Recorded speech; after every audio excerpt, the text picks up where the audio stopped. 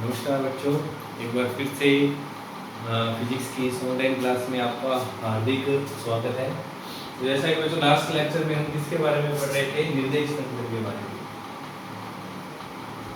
Last जो अपना topic हमने खत्म किया था वो था निर्देश तंत्र, और मैंने आपको बताया था कि नेक्स्ट लेक्चर में क्या डिस्कस करेंगे, type of frame of reference, मतलब निर्देश तंत्र कितने प्रकार का होता है। तो निर्देश तंत्र को हम दो भागों में विभाजित करते हैं। पहला है हमारे पास जड़त्वीय निर्देश तंत्र, और दूसरा है हमारे पास अजड़त्वीय निर्देश तंत्र। तो बेटा जैसा कि नाम से ही हमें पता चल रहा है ये जड़त्वीय है, जबकि ये क्या है, अजड़त्वीय। अब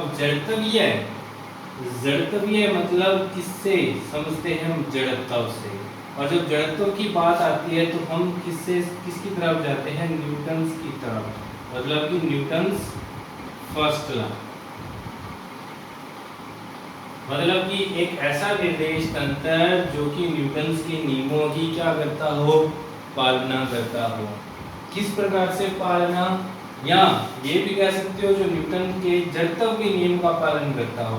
अब जड़त्व का नियम क्या कहता है, या तो कोई भी वस्तु किस अवस्था में है, विराम अवस्था में, या वो क्या है, एक समान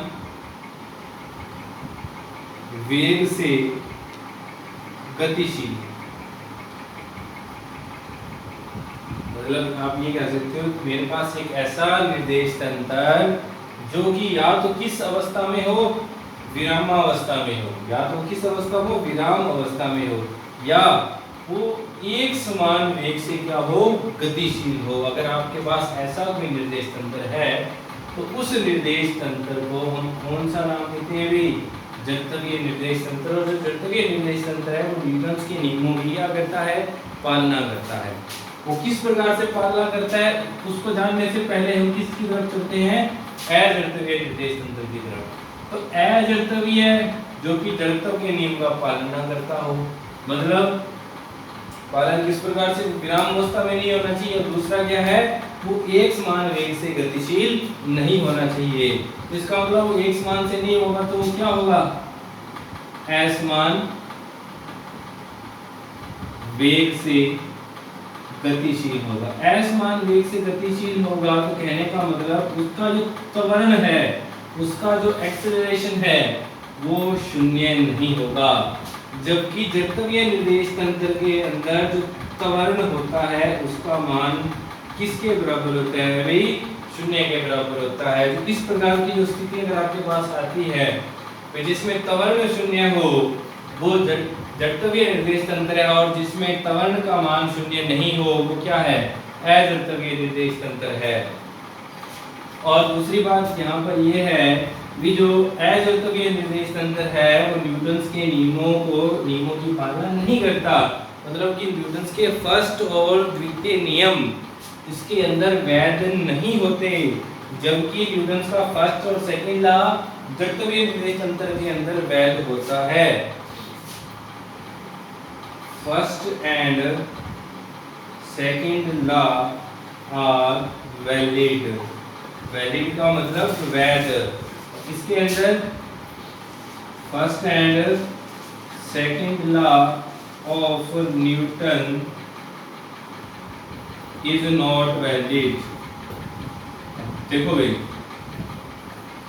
अभी हो सकता है क्या कि जहां पर न्यूटन के नियम वैलिड ना हो, बट यहाँ पर देखो मिल रहा है। इसका मतलब ये अभी तक आपने इसी चीज को स्टडी ही नहीं किया है जहाँ पर न्यूटन के नियम क्या हो, फेल हो जाए। ठीक है, सबसे पहले देखो इस चीज को हम नेक्स्ट चैप्टर में स्टडी करेंगे पूरे तरीके से, लेकिन फिलहाल हमारी जो कंसंट्रेशन है वो सिर्फ और सिर्फ किसके ऊपर है, हमारा जो ध्यान केंद्रित है वो है जड़त्वीय निर्देश तंत्र की तरफ। अच्छा, अगर एग्जांपल की बात करें, एग्जांपल और देख लेते हैं। जड़त्वीय निर्देश तंत्र के एग्जांपल क्या है भाई, देखो कोई भी चीज विराम अवस्था में है। हम अगर एक निर्देश तंत्र, ऐसा निर्देश तंत्र उठा के देखें जो विराम अवस्था में हो, वो एक जड़त्वीय निर्देश तंत्र हो। जैसे कि देखो एक्चुअल में जितने भी हम निर्देश तंत्र लेते हैं ना, वो सारे के सारे किस फॉर्म में होते हैं, लगभग वही रेस्ट फॉर्म में। या एक निर्देश तंत्र हमें ऐसा डिस्क्राइब या ऐसा तो लेना ही पड़ेगा जो कि किस अवस्था में हो, रेस्ट की अवस्था में। जैसे कि देखो अगर हम अपने डेली लाइफ में, हम दैनिक जीवन में अगर निर्देश तंत्र ढूंढें, तो जैसे कि हम कहीं जा रहे हैं, मार्केट में जा रहे हैं और आपके पास आपके मित्र का फोन आता है और आपसे पूछा जाए कि आप अब कहाँ पे हो, तो आप क्या करोगे भाई? आप अपने आसपास एक ऐसी प्रसिद्ध जगह ढूंढोगे जो कि किस अवस्था में हो, जो कि किस अवस्था में हो भाई? विराम अवस्था में। जैसे आपके आसपास कोई मशहूर दुकान है, कपड़े की दुकान है, तो आप उस चीज़ का नाम लोगे और ये बताओगे कि मैं अब यहाँ पर हूँ। इसका मतलब आपने एक वो तंत्र ढूंढा है, आपने एक निर्देश ढूंढा है जो कि किस अवस्था में है? रेस्ट की अवस्था में। लेकिन देखो आपने एक ऐसा निर्देश तंत्र तो नहीं ढूंढा ना जो कि किस अवस्था में हो, जो कि किस अवस्था में हो भाई? गतिशील में। आप ये सोच के देखो क्या हम एक ऐसा निर्देश तंत्र लेते हैं क्या जो किस अवस्था में हो? गतिशील अवस्था में। बिल्कुल भी नहीं लेते भाई, ऐसा निर्देश तंत्र ही नहीं लेते। अगर वो गतिशील हो गया तो हम अपनी पोजीशन को कैसे क्लियरिफाई करेंगे? मान लो रोडवेज की बस जा रही है और मैंने बोल दिया या हमने बोल दिया कि मैं रास्ता रोडवेज की बस के पास हूँ, तो रास्ता रोडवेज की बस तो गतिशील है, वो तो समय के साथ अपनी पोजीशन को चेंज कर जाएगी। इसका मतलब आपकी पोजीशन भी चेंज होगी, तो आपकी पोजीशन तो गलत होगी ना। तो इसका मतलब हम एक ऐसा फ्रेम ढूंढेंगे, एक ऐसा निर्देश तंत्र ढूंढेंगे जो कि किस अवस्था में हो? विराम अवस्था में। तो दैनिक जीवन में हम जितने भी निर्देश तंत्र बढ़ते हैं वो सारे के सारे कौन से हो गए? जड़त्वीय हो गए। समझ में आ गई बात? और ऐसा इसमें दूसरा पॉइंट कौन सा है? एक समान वेग से। तो देखो भी एक समान वेग से गतिशील वस्तु रखना किसी भी वस्तु को, ये हमारे दैनिक जीवन में तो ऐसा होता नहीं है कि कोई भी गतिशील हो। एक्सेलरेटेड ही होती है। एक्सेलरेटेड पार्टिकल या त्वरित वस्तुओं को हम निर्देश तंत्र कंसीडर नहीं करते। तो देखो डेली लाइफ में ये है भाई, चाहे आप गाड़ी में जा रहे हो, आप कहीं गाड़ी में, कार में जा रहे हो, कहीं जा रहे हो, आपसे पोजीशन पूछा, तो आपसे पोजीशन पूछेंगे ना, तो आप एक रेस्ट या एक विराम निर्देश तंत्र को ढूंढोगे। पेट्रोल पंप है या गांव का नाम है, और गांव है, गांव को मैं जैसे गांव का नाम बोल दिया, मैं उस गांव में हूँ, तो गांव तो क्या है भाई? विराम अवस्था में है ना, गतिशील थोड़ी है। इसका मतलब लगभग जितने भी हमारे पास निर्देश तंत्र हम यहाँ पर यूज करते हैं पृथ्वी पर, वो सारे के सारे कौन से हैं? जड़त्वीय निर्देश तंत्र। और जड़त्वीय निर्देश तंत्र को पढ़ना बहुत ही हमारे लिए आसान है। लेकिन अजड़त्वीय निर्देश तंत्र, अब ये अजड़त्वीय निर्देश तंत्र आएंगे अगर आप कहाँ चले जाओ भी, अगर आप ब्रह्मांड में चले जाओ, यूनिवर्स में, इस यूनिवर्स में चले जाओ, अब आपसे यूनिवर्स में आप चंद्रमा पर चले गए, तो वहां से आपकी पोजीशन पूछें, या आकाश में कहीं जा रहे हो आप, तो आपसे पोजीशन पूछे तो आप कहाँ हो, तो आप ये बताओ कि इस ब्रह्मांड के अंदर कौन सी चीज विराम अवस्था में है? ये बताओ, सोचो कौन सी चीज विराम अवस्था में है? कौन सी चीज है? बोलो। कई बच्चे ये बोलेंगे भी सूर्य है, सूर्य हमारा विराम अवस्था में है। तो मैं आपको ये बात बता दूं भाई कि जो सूर्य है वो विराम अवस्था में नहीं है। हमारा जो सूर्य है ना वो विराम अवस्था में नहीं है। हम ये जानते हैं भी हमारा सूरज जो है वो हमारी गैलेक्सी का, हमारी आकाश गंगा का राजा है, और सारे के सारे जो ग्रह हैं वो सूरज के चारों ओर क्या लगाते हैं? चक्कर लगाते हैं। ठीक है, ये बात बिल्कुल सही है। लेकिन और इसका मतलब ये हमारी आकाश गंगा में जितने भी ग्रह हैं, पार्टिकल हैं, उपग्रह, सब मिलाकर सूरज के चारों ओर या उपग्रह के चारों ओर चक्कर लगा रहे हैं, कोई भी विराम अवस्था में नहीं है। हम सूरज को विराम अवस्था में मानकर बाकी ग्रहों की गति का अध्ययन करके, पृथ्वी क्या सूरज के चारों ओर चक्कर लगा रही है, अब पृथ्वी की गति का अध्ययन किया किसको? किस निर्देश तंत्र को लेके? सूरज को। सूरज को किसमें माना? विराम अवस्था में। अब सूरज को अगर हम मतलब सूरज को मानने लग जाए, सूरज की बताओ, तो एक्चुअल में सूरज विराम अवस्था में थोड़ी है, सूरज गतिशील है। क्यों? क्योंकि हमारी आकाश गंगा जो है वो किसी दूसरी आकाश गंगा के चारों ओर चक्कर लगा रही है। ये प्रमाणित हो चुका है। और इस ब्रह्मांड में बहुत ही सारे लाखों अरबों आकाशगंगाएं हैं और हर एक आकाशगंगा किसी दूसरी आकाशगंगा के चारों ओर चक्कर लगा रही है। इस प्रकार से ये जो ब्रह्मांड है वो अंतहीन है। ठीक है, तो ये आप कभी भी मत सोचना कि सूरज है वो विराम अवस्था में है, लेकिन ब्रह्मांड में आप जाओगे, यूनिवर्स में जाओगे तो वहां पर कुछ भी चीज गतिशील नहीं है। तब आप एक निर्देश तंत्र कहां से लाओगे? हमें यही पड़ा है कि एक ऐसा निर्देश तंत्र ढूंढेंगे जो कि क्या है, विराम अवस्था में। लेकिन ब्रह्मांड में कुछ ऐसा है नहीं। तो वहाँ पर सारा का सारा जो कंसेप्ट है वो किसका चलेगा, एजर्तुल्य का चलेगा। और जब हम इसकी खोज आगे पढ़ेंगे तो बेटा वहीं से बनता है एक सापेक्षता का सिद्धांत, जिसको कि हम क्या बोलते हैं, आइंस्टीन की स्पेशल थ्योरी ऑफ रिलेटिविटी। या आपने एक इक्वेशन बच्चों बहुत बार पढ़ी है, E = mc²।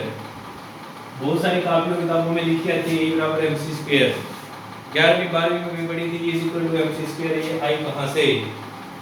ये आई जब इस चीज को स्टडी किया गया, इसको बोलते हैं स्पेशल थ्योरी ऑफ रिलेटिविटी। और ये आइंस्टीन का सिद्धांत है और ये संभावनाओं से भरी दुनिया है। और अगर आप इसको पढ़ोगे तो आपको ये बोलोगे भी सर ऐसा तो हो नहीं सकता, ये ऐसा कैसे हो गया?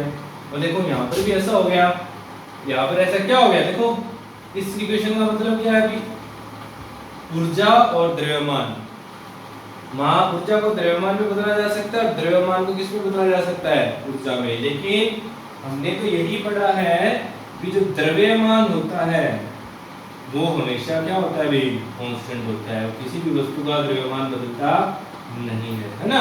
द्रव्यमान का कांस्टेंट रहता है। बट यहाँ पर क्या हो गया? बदल गया। कब बदलेगा? किस स्थिति में बदलेगा? जब आप इसकी बात करोगे स्पीड ऑफ लाइट, है ना, प्रकाश की भी। तो ये इक्वेशन वहीं से आई थी, उसी की देन है जब आइंस्टीन इस चीज को स्टडी कर रहा था कि ब्रह्मांड में ऐसा कौन सा निर्देश तंत्र माने, कौन सी ऐसी चीज माने जो कि रुकी हुई है। तो वो बेटा हम सेकंड चैप्टर में डिस्कस करेंगे सारे का सारा। ठीक है, ये भी एक अलग से इंटरेस्टिंग थ्योरी है। फिलहाल हम डिस्कस कर रहे हैं जब तक ये निर्देश तंत्र का। तो बेटा एक्चुअल में यहीं तक हमारा सीमित है, यहाँ पर हम आगे गए ही नहीं है। जहाँ तक आइंस्टीन की खोज हो गई। आइंस्टीन ने जो प्रमाणित किया हम उसको पढ़ रहे हैं और ये चीज़ हमें भी नहीं पता अभी ये सही है या गलत है, लेकिन अभी तक हमारे पास यही है। आप अगर बड़े होगे कुछ बनोगे तो इस चीज़ को आप स्टडी करके इसको फेल करने की कोशिश करना होगा। आइंस्टीन हो सकता है आप में से भी एक बेटा आइंस्टीन बन जाए। तो हम बात कर रहे हैं इसकी जड़त्वीय निर्देश तंत्र की। अब जड़त्वीय निर्देश तंत्र को जब हम पढ़ते हैं तो इसमें हम आगे बात करते हैं इसकी रूपांतरण की। इसकी बात करेंगे भाई रूपांतरण की। अब रूपांतरण क्यों जरूरी है? बहुत ही जरूरी है रूपांतरण, क्योंकि हम अपने ही निर्देश तंत्र में रह के किसी वस्तु की पोजीशन को स्पेसिफाइड नहीं कर सकते।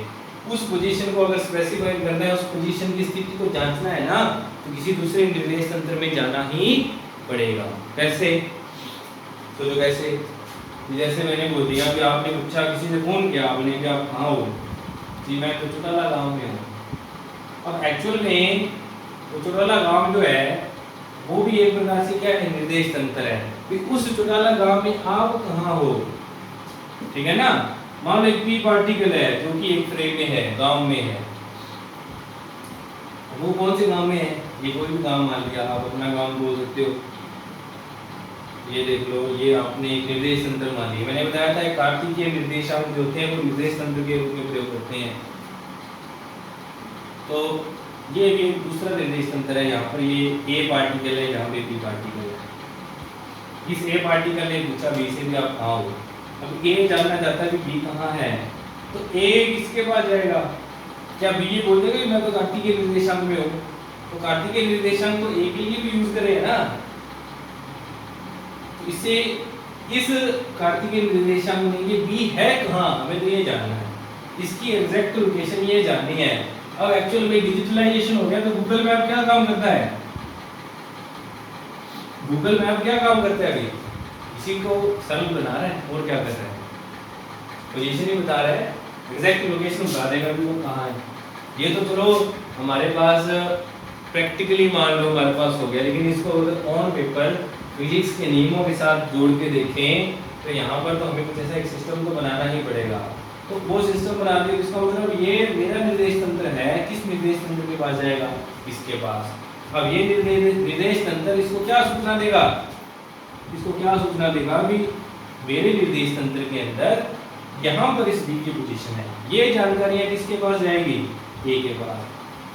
कहने का ये मतलब है, रूपांतरण कहने का मतलब क्या हुआ, अभी दो निर्देश तंत्रों के बीच में, दो निर्देश तंत्रों के बीच में कुछ ना कुछ, मतलब ये कह सकते कैलकुलेशन की या कुछ ना कुछ जानकारियां जो है वो क्या हुई है, अभी शेयर की गई हैं, जानकारियों का आदान प्रदान किया गया है। और जब इन जानकारियों का आदान प्रदान करते हैं उसी चीज को हम क्या बोलते हैं, रूपांतरण बोलते हैं। मतलब इसकी जो कैलकुलेशन का रूप है उठा के किस में ले आए, ए में, तो ए में लेके आएंगे तो इसकी कैलकुलेशन का रूप बदल जाएगा, उसका नाम क्या दे दिया हमने, रूपांतरण। इंग्लिश में इसको हम देखो, इंग्लिश में क्या बोलते हैं, ट्रांसफॉर्मेशन। अब ट्रांसफॉर्मेशन से समझ में आ रहा है, ट्रांसफर कर दिया क्या, डाटा, किसने किसने इसको कर दिया, किसने इसको कर दिया, तो इसके लिए कैलकुलेशन आसान हो गई, इसके लिए जानना आसान हो गया, भी कहाँ पर है एग्जैक्ट पता चल जाएगा। तो इसका मतलब क्या है, रूपांतरण का मतलब क्या है, दो निर्देश तंत्रों की जानकारियां जो है या दो निर्देश तंत्रों के बीच में किन्हीं मतलब ये कह सकते भी उनकी जो कैलकुलेशन है उनका आदान प्रदान करना क्या कहलाता है, रूपांतरण। ठीक है, कहने का मतलब है अगर आप खुद के एक फ्रेम में हो, आप किसी से कुछ पूछ रहे हो तो आपके लिए भी, आप जहाँ पर हो वो भी एक फ्रेम है और जिससे पूछ रहे हो उसके लिए भी एक फ्रेम है। तो कितने फ्रेम हो गए, दो। तो दो फ्रेम की अगर कैलकुलेशन हो एक दूसरे के अंदर आप मिक्सअप कर दोगे और एक वहां से एक नई तो कैलकुलेशन बन जाएगी, उसको हम क्या बोलेंगे, ट्रांसफॉर्मेशन बोलेंगे। ट्रांसफॉर्मेशन बहुत इंपॉर्टेंट है, एक्चुअल में हम पढ़ते ही ट्रांसफॉर्मेशन है, हम सारी ट्रांसफॉर्मेशन ही पढ़ते हैं। ट्रांसफॉर्मेशन से हम आराम से इजीली किसी दूसरे पार्टिकल की पोजीशन को व्यक्त कर सकते हैं खुद के फ्रेम में। ठीक है बेटा, चलो अब रूपांतरण भी समझ लिया क्या होता है। अब आगे का जो टॉपिक है वो है गैलेलियन रूपांतरण। कौन सा, गैलेलियन। अब ये गैलीलियो ने किया था तो इसका नाम क्या बन गया, गैलेलियन। अब गैलेलियन रूपांतरण एक ऐसा रूपांतरण जो सिर्फ और सिर्फ दो निर्देश तंत्रों के अंदर होता है। कौन से होने चाहिए, कंडीशन है, क्या कंडीशन है भी, दोनों के दोनों जो निर्देश तंत्र है, रूपांतरण के लिए दो निर्देश तंत्र चाहिए, कितने चाहिए, दो। और गैलीलियन रूपांतरण में कंडीशन क्या आ गई, दोनों के दोनों जो रूपांतरण है, दोनों के दोनों जो निर्देशांक है, निर्देश तंत्र हैं, वो कौन से होने चाहिए, दोनों निर्देश तंत्रों का जड़त्वीय निर्देश तंत्र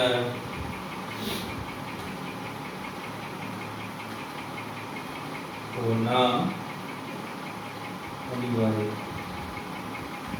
ठीक है ना, मतलब दो जड़त्वीय निर्देश तंत्रों का रूपांतरण करना ही क्या कहलाता है, गैलीलियन रूपांतरण। इसके अगर आप ये आप इसमें यहाँ पर वो नियम नहीं लगा सकते भी एक जड़त्वीय ले लिया दूसरा जड़त्वीय है, ऐसा हो ही नहीं सकता। दो जड़त्वीय ऐसा हो सकता है जड़त्वीय की कंडीशन में दो कंडीशन आती हैं, तो दो कंडीशन आती है, तो एक कंडीशन तो हम पहले ही पढ़ चुके हैं, एक कंडीशन तो वो लेनी ही पड़ेगी जिसमें कि एक फ्रेम क्या हो, रेस्ट पे हो, है ना। हाँ, दूसरा फ्रेम या तो रेस्ट पे हो या वो क्या हो, एक समान वेग से क्या हो गई, एक समान वेग से क्या हो, गतिशील। या तो वो एक तो रेस्ट में होगा ही होगा, ये मैंने आपको बताई थी कंडीशन ही है, और दूसरा क्या है, या तो दूसरा रेस्ट पे हो या वो क्या है, एक समान वेग से गतिशील हो। अगर इस प्रकार का अगर आप कोई भी रूपांतरण करते हो दो निर्देश तंत्रों में, वो कौन सा रूपांतरण कहलाएगा, गैलीलियन रूपांतरण। ठीक है बेटा, और आगे जो पहला रूपांतरण इसमें हम पढ़ेंगे गैलीलियन रूपांतरण में, इसका रूपांतरण हम करने जा रहे हैं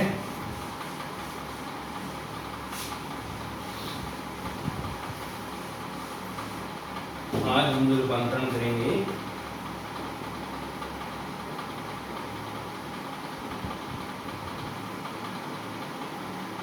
सबसे पहले हम रूपांतरण करने जा रहे हैं स्थिति में रूपांतरण।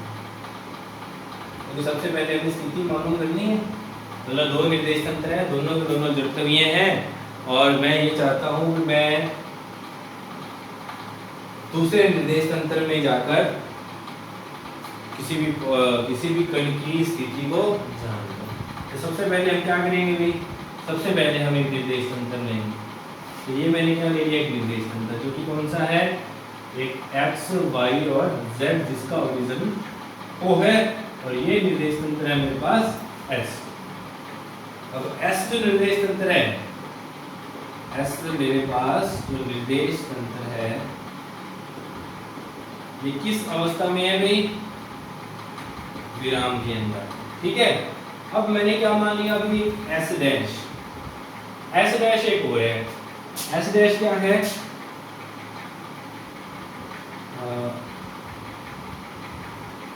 यह है S के